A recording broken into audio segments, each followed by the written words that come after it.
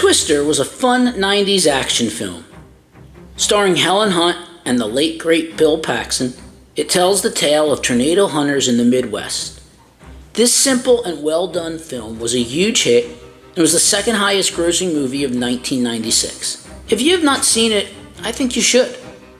Now, I never expected a sequel, didn't need one. But this being 2024, where writers are either unable or unwilling to come up with original ideas, that's exactly what we got this weekend. We live in the age of sequels, and with so many already made, Hollywood is digging pretty deep to find IPs to continue making sequels to.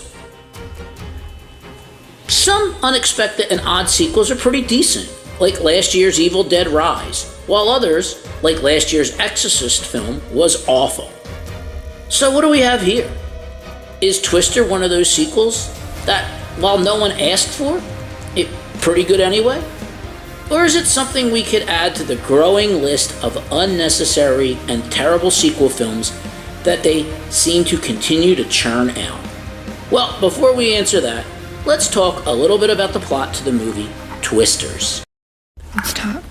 So our story begins with young Kate Cooper and her friends chasing down tornadoes in Oklahoma. They are testing out Kate's theory that she hopes can stop a tornado with chemicals, and in the process get a huge grant. However, things go horribly wrong when her experiment fails, leading to the death of her 3 friends.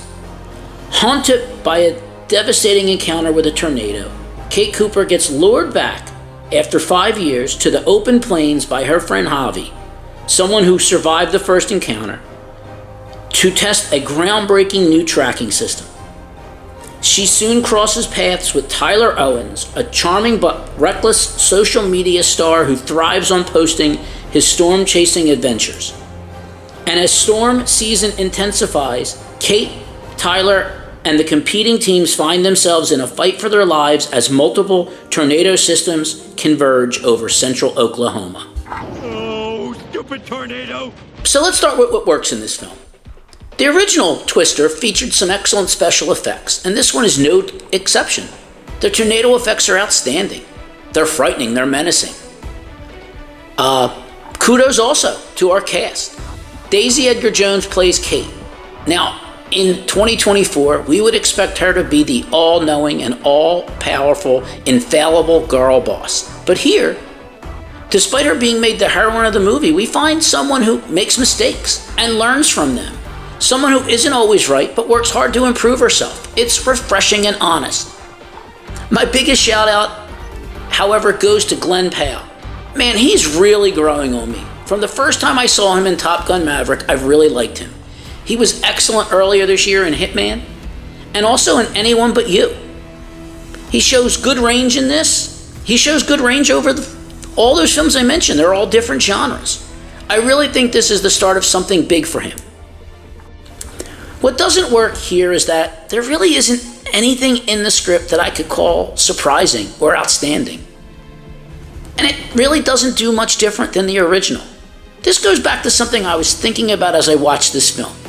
People really seem to remember the movie Twister fondly. And that's fine. It was a solid film. But I do remember at the time, people, were pointing out that it was kind of simple and silly. It wasn't exactly considered excellent cinema back then, despite the fact that it made a lot of money. Now, in hindsight, people are acting like Twister was some kind of cinematic masterpiece. It wasn't. Neither is this. But you know something? Much like the original, this is just a simple, fun movie. Now, it's not a sequel to the original. This incarnation proves that Glen Powell is earning his star power. The tornadoes kicking up will keep the audiences engaged with action sequences and solid performances. It does precisely what it's supposed to do, provide high-octane action and edgier-seat thrills. It's nothing more than that, and you know what? That's fine. So, while it's not a movie we needed, wanted, or even asked for, it's still a solid old-school summer popcorn film, led by a strong cast and really great special effects. It's worth seeing on the big screen just for those effects. If you loved the first one, you'll love this one. And if you didn't see the first one, that's okay. This is a standalone film, a cinematic masterpiece, Absolutely not. A fun movie? Absolutely. That was so much fun! Well, that's it for me this week. Tune in next week when I give you my thoughts and feelings on, well, I already know what I'm going to see. It's Deadpool versus Wolverine week. So look out for my video on that next week. In the meantime, click that like button, subscribe, leave a comment, share this video with friends and enemies alike. And as always, thank you for giving me your valuable time, and I'll see you next week. Take care.